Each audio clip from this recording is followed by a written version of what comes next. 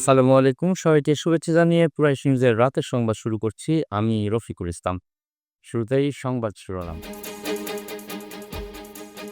জুলাই অভ্যুত্থানে হতাহতের পরিবারের শাহবাগ অবরোধ। নওগাঁয় হত্যা মামলায় 5 জনের যাবজ্জীবন। মেঘালয়ের 9 বাংলাদেশি গ্রেপ্তার। এবং মেয়েদের খেলায় ট্রান্সজেন্ডারদের নিষিদ্ধ করলেন ডোনাল্ড ট্রাম্প। এবার বিস্তারিত, শুরুতেই জাতীয় প্রসঙ্গ। বেসরকারি টিভি চ্যানেল এসের সিও সুধীর চক্রবর্তী কর্তৃক পেশাদার 6 সংবাদকর্মী হত্যা চেষ্টার প্রতিবাদে মানববন্ধন অনুষ্ঠিত হয়েছে। বৃহস্পতিবার সকালে রাজধানীর প্রেস ক্লাবে মানববন্ধনের আয়োজন করা হয়। মানববন্ধনে বলা হয়, হত্যা চেষ্টার ঘটনায় সাংবাদিক শফিক বাদী হয়ে অতিরিক্ত চিফ মেট্রোপলিটন ম্যাজিস্ট্রেট আদালতে মামলা দায়ের করেন। তবে মামলা দায়ের করার পরেও থানা পুলিশ আসামি ধরতে অনীহা প্রকাশ করছে বলে এ সময় উল্লেখ করা হয়। বৈষম্য বিরোধী সাংবাদিক ঐক্য ও ঢাকা মেট্রোপলিটন প্রাইম রিপোর্টার্স সোসাইটির যৌথ উদ্যোগে এ অনুষ্ঠানের আয়োজন করা হয়। গণ অভ্যুত্থানের মুখে আওয়ামী লীগ সরকার ক্ষমতাচ্যুত হওয়ার 6 মাস পর বুধবার রাতভর ধানমন্ডি 32 নম্বর শেখ মুজিবুর রহমানের বাসভবনে ভাঙচুরের ঘটনা ঘটেছে। বুলডোজার দিয়ে ভবনটির একাংশ ভেঙে দেওয়া হয়। বৃহস্পতিবার সকালেও ভবনটিকে বুলডোজার দিয়ে ভাঙতে দেখা যায়। ঘটনাস্থলে ছিলেন আমাদের সিনিয়র রিপোর্টার আবু তাহের নয়ন। তার কাছ থেকে জেনে নিব বিস্তারিত।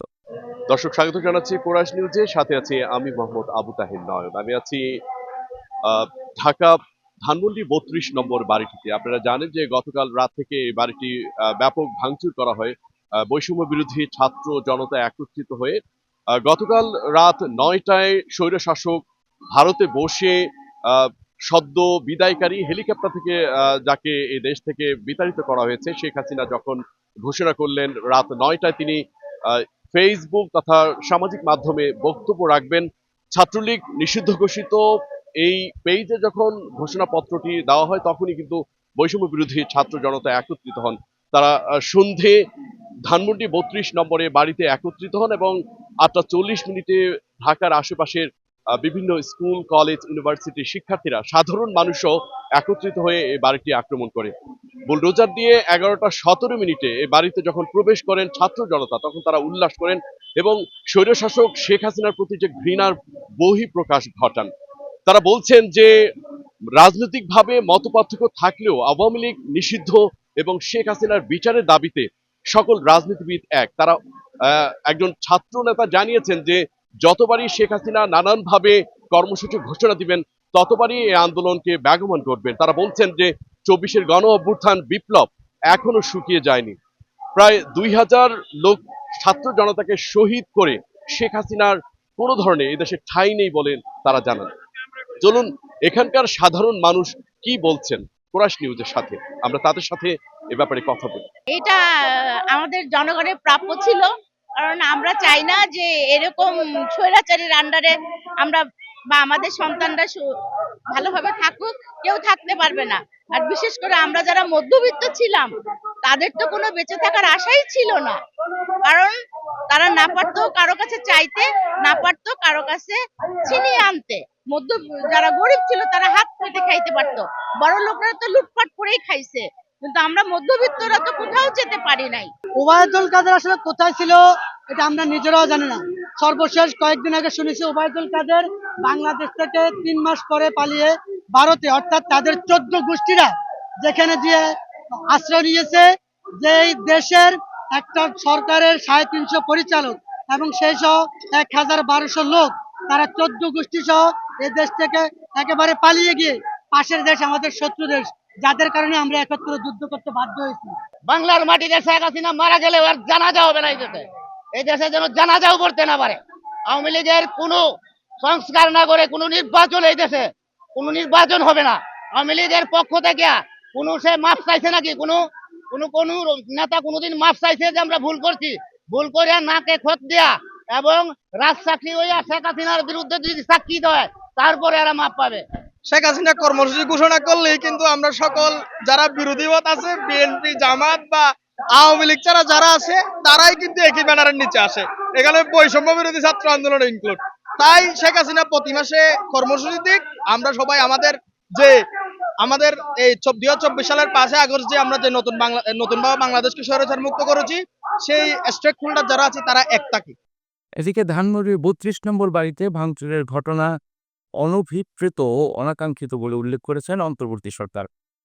বৃহস্পতিবার বিকেলে অন্তর্বর্তী সরকারের প্রধান উপদেষ্টার প্রেস উইং থেকে পাঠানো এক বিবৃতিতে এই কথা বলা হয়। এতে বলা হয়, ধানমন্ডির ৩২ নম্বর বাড়িতে ভাঙচুরের ঘটনা অনভিপ্রেত ও অনাকাঙ্ক্ষিত। পলাতক অবস্থায় ভারতে বসেই জুলাই অভ্যুত্থানের বিরুদ্ধে শেখ হাসিনার উস্কানিমূলক বক্তব্যের কারণে জনমনে গভীর ক্রোধের সৃষ্টি হয়েছে বলে বহিঃপ্রকাশ ঘটেছে। বিবৃতিতে আরও বলা হয়, গত ৬ মাসে ৩২ নম্বর বাড়িতে কোনো ধরনের আক্রমণ ধ্বংসযজ্ঞ হয়নি। বিবৃতিতে বলা হয়, পলাতক শেখ হাসিনার বক্তব্য ঘিরে দুটি অংশ আছে। একটি অংশ হলো জুলাই গণঅভ্যুত্থানে যারা আত্মদান করেছেন শেখ হাসিনা তাদেরকে অপমান করেছেন। দ্বিতীয়ত, শেখ হাসিনা দেশে অস্থিতিশীলতা সৃষ্টির হুমকি দিয়েছেন। অন্তর্বর্তীকালীন সরকার যদি কোনো ভুল করে তবে তার মাসুল দিতে হবে পুরো দেশকে, এমনটাই বললেন ইসলামী আন্দোলন বাংলাদেশের সিনিয়র নায়েবে আমির সৈয়দ মোহাম্মদ ফয়জুল করিম। সরকারের বুদ্ধি এবং বিবেকের সঙ্গে কাজ করা উচিত। কোনো অবস্থাতেই পেশি শক্তি ব্যবহার করা যাবে না, উচিত হবে না বলেও মন্তব্য করেন তিনি। বৃহস্পতিবার জাতীয় প্রেস ক্লাবের অডিটোরিয়ামে ইসলামী যুব আন্দোলন ঢাকা মহানগর দক্ষিণের উদ্যোগে আয়োজিত এক যুব সম্মেলনে তিনি এসব কথা বলেন। এ সময় দেশকে স্থিতিশীল করার জন্য প্রশাসনকে কন্ট্রোল করার পরামর্শ দেন বর্তমান সরকারকে। তার মতে, সরকারকে শক্ত হতে হবে, কোনো অবস্থাতেই দুর্বলতা প্রকাশ করা যাবে না বলেও জানান তিনি। জুলাই আগস্ট আন্দোলনে হত্যাকাণ্ডের দ্রুত বিচার ও সরকারি স্বীকৃতির দাবিতে রাজধানীর শাহবাগ মোড় অবরোধ করে বিক্ষোভ করেছেন জুলাই অভ্যুত্থানে হতাহতের পরিবারের সদস্যরা। বৃহস্পতিবার সকাল 11:15টার দিকে শাহবাগ সড়ক অবরোধ করেন তারা। এ সময় এই এলাকার যান চলাচল বন্ধ হয়ে গেছে। বিস্তারিত জানাচ্ছেন আমাদের সিনিয়র রিপোর্টার আবু তাহের নয়। দর্শক, কোরাস নিউজের সাথে থাকুন। আমি আছি ঢাকা শাহবাগে।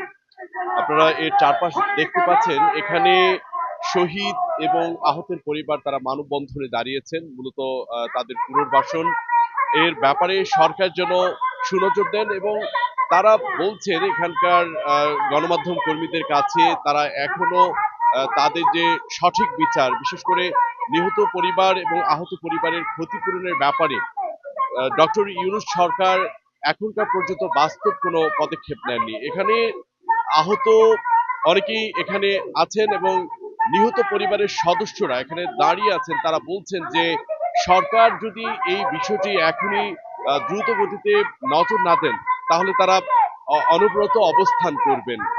এই অবস্থানের ফলে আজকে ঢাকা ঢাকা ইউনিভার্সিটির যে চারপাশ যে রাস্তাগুলো রয়েছে এগুলো এখন বন্ধ, এবং সেই সাথে ঢাকা চারপাশগুলো রাস্তা ইতিমধ্যেই যানজটের সৃষ্টি হয়েছে।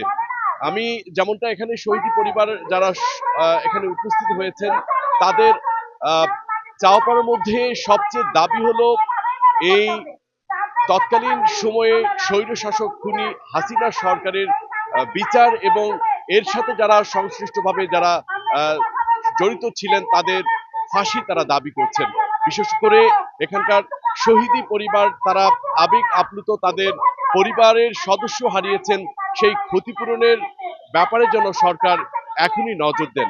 চলুন এখানকার শহীদি এবং আহত পরিবারের সদস্যের সাথে আমরা কথা বলি।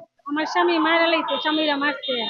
তখন তো মনে করুন আমরা কিছুই জানা, আমরা 4টা ছেলে মেয়ে, একটা ছেলে 4টা মেয়ে, একটা মেয়ে প্রতিবন্ধী। উনি ছেলে মেয়ে আমরা কি করে ফেলো নজিদার উঠলে আছে মনে করুন। আমরা এমন জিনিস নাই, দরবার কোনো ক্ষমতা নাই, আমরা যে বিচার দেখামু আমরা রান্না সেটা লুডো নামাইছে। শহীদ ইমন হোসেন আকাশ আমার বাগিনা গত 4 আগস্ট আন্দোলন অবস্থায় মিরপুর 10 নম্বর গোল চত্বরে নিহত হন। আমরা নিহতের পরিবার থেকে আমরা দাবি জানাচ্ছি এই হত্যাকাণ্ডের পিছনে যারা জড়িত আছে এবং যারা হত্যা করেছে তাদেরকে অবিলম্বে শাস্তির আওতায় আনুক, তাদের বিচার করা হোক। আর শহীদ পরিবারের পুনর্বাসনের ব্যবস্থা করা হোক, তাদেরকে ক্ষতিপূরণ দেওয়া হোক। ডক্টর ইউনূস যেটা তৈরি করছে এটা এখন নাট্যমঞ্চের মতন মনে হয় শহীদ পরিবারের কাছে। কারণ 2000 ছেলে হত্যা হয়েছে, শহীদ হয়েছে, আজ পর্যন্ত কয়টা আসামি ধরছে? কয়েকজন ধরছে। এখনো আওয়ামী লীগের ফেসিবাদীরা রাস্তায় রাস্তায় পায়ে পায়ে বাড়ি খাচ্ছে, ঘুরতেছে। আমি আমার ছেলের হত্যার বিচার চাই। আমার ছেলে 19শে জুলাই মারা গেছে, গুলি খাইছে। 19শে জুলাই থেকে আমার ছেলেকে 3 দিন পরে আমি ঢাকা মেডিকেল অর্ধগলিত অবস্থায় নিয়ে আসি। আমার ছেলে আমি পাও থেকে শনাক্ত করি, বাবারে পাও থেকে বাবা আমার শনাক্ত করি, আমার ছেলেকে মুখ দেখেও শনাক্ত করতে পারি না। আজকে এই অর্থমন্ত্রী সরকার কি করতেছে আমাদের জন্য? এই শহীদ পরিবারে কি করতেছে ভাই? তখন দম ছিল, অক্সিজেন চেয়েছে কিন্তু অক্সিজেনও দেয়নি। তারপর বলছে আমাকে হসপিটালে নিয়ে যাও, আওয়ামী লীগের কর্মীরা হসপিটালে নিতে দেয়নি। এই যে 10 নম্বর আইডিএল আছে না ওখানে আমার ভাই গুলিতে মারা গেছে। আর ছাত্রদের সেবা দিতে গেছে, পানি টানি এগুলা খাবার কত বাচ্চাদেরকে হসপিটালে নিয়ে গেছে, ও সেবা দিছে। তো আবার 4 আগস্টের সময় ওখানে গেছে, ওখানে ওদেরকে টার্গেট করে ওখানে খুব কাছ থেকে গুলিটা করছে। যে বাবা তোমার বাবা শহীদ হয়েছে কিন্তু কোনো বিচার হয়নি, আমার ছেলেকে আমি ভবিষ্যতে এটা বলবো? ও তাহলে এই দেশ সম্পর্কে কি ধারণা নিয়ে বড় হবে? ওর ভিতরে ধারণা সৃষ্টি হবে না যে বাংলাদেশ নামক দেশে কোনো বিচার হয় না, ওর বাবা খুন হয়েছে কিন্তু কোনো বিচার হয় নাই। 24শে গণ অভ্যুত্থানে শহীদ পরিবার এবং আহত পরিবার সরকারিভাবে ক্ষতিপূরণ তারা দাবি করছেন। আজকের এই মানববন্ধনে তাদের সবচেয়ে বড় দাবি হলো খুনিদের যেন প্রকাশ্যে ফাঁসি দেওয়া হয়। অবিলম্বে শেখ হাসিনা সহ তার দোসরদের ফাঁসি কার্যকর করাই এখন সবচেয়ে বড় একটি দাবি।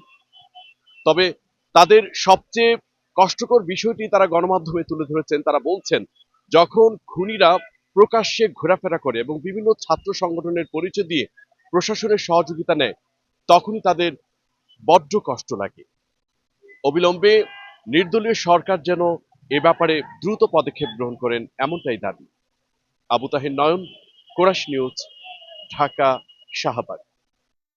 এবার জেলা সংবাদ। নওগাঁর মহাদেবপুর উপজেলার ফজলুর রহমান নামে এক ব্যক্তিকে হত্যার দায়ে 5 জনের যাবজ্জীবন কারাদণ্ড দিয়েছে আদালত।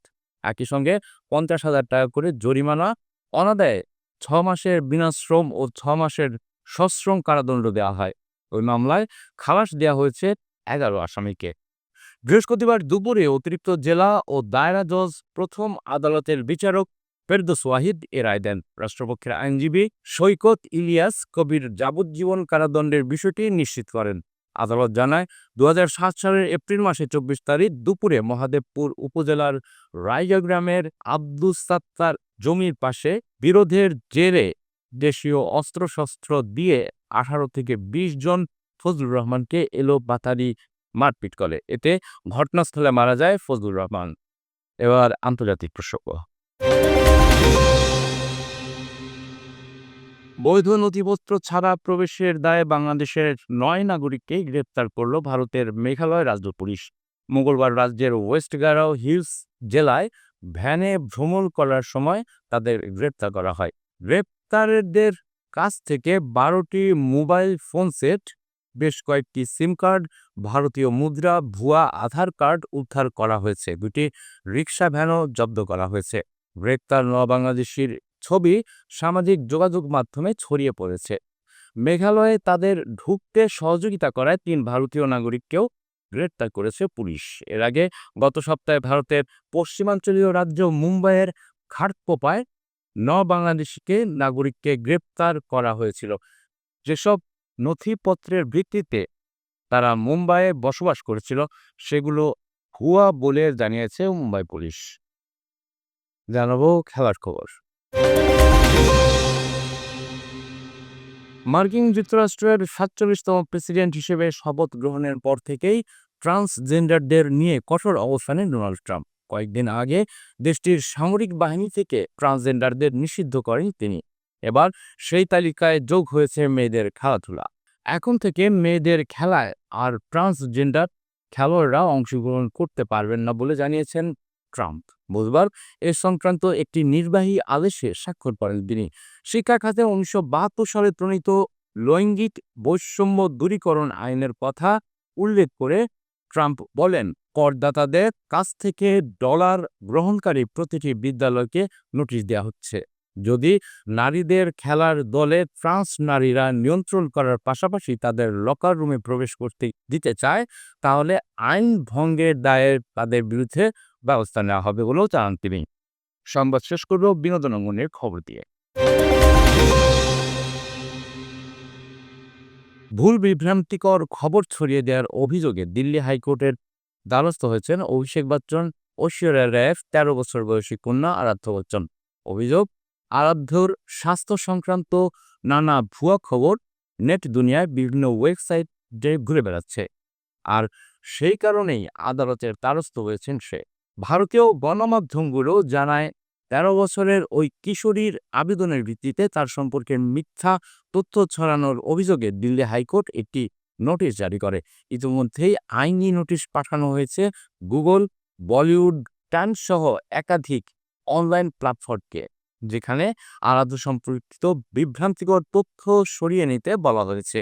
তবে আগামী ১৭ মার্চ ওই মামলার পরবর্তী শুনানির দিন ধার্য করা হয়েছে।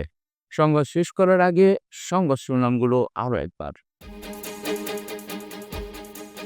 জুলাই অভ্যুত্থানে হতাহতের পরিবারের শাহবাগ অবরোধ। নওগাঁয় হত্যা মামলায় ৫ জনের যাবজ্জীবন। মেঘালয়ের ৯ বাংলাদেশি গ্রেপ্তার। এবং মেয়েদের খেলায় ট্রান্সজেন্ডারদের নিষিদ্ধ করলেন ডোনাল্ড ট্রাম্প। দর্শক, এতক্ষণ সাথে থাকার জন্য ধন্যবাদ। সবশেষ সংবাদ দেখতে চোখ রাখুন কুরাইশ নিউজের পর্দায় অথবা ভিজিট করুন www.qurashnews.com। কুরাইশ নিউজের পরবর্তী সংবাদ দেখার আমন্ত্রণ জানিয়ে আপনাদের কাছ থেকে এখন তার মতো বিদায় নিচ্ছি। আল্লাহ হাফেজ।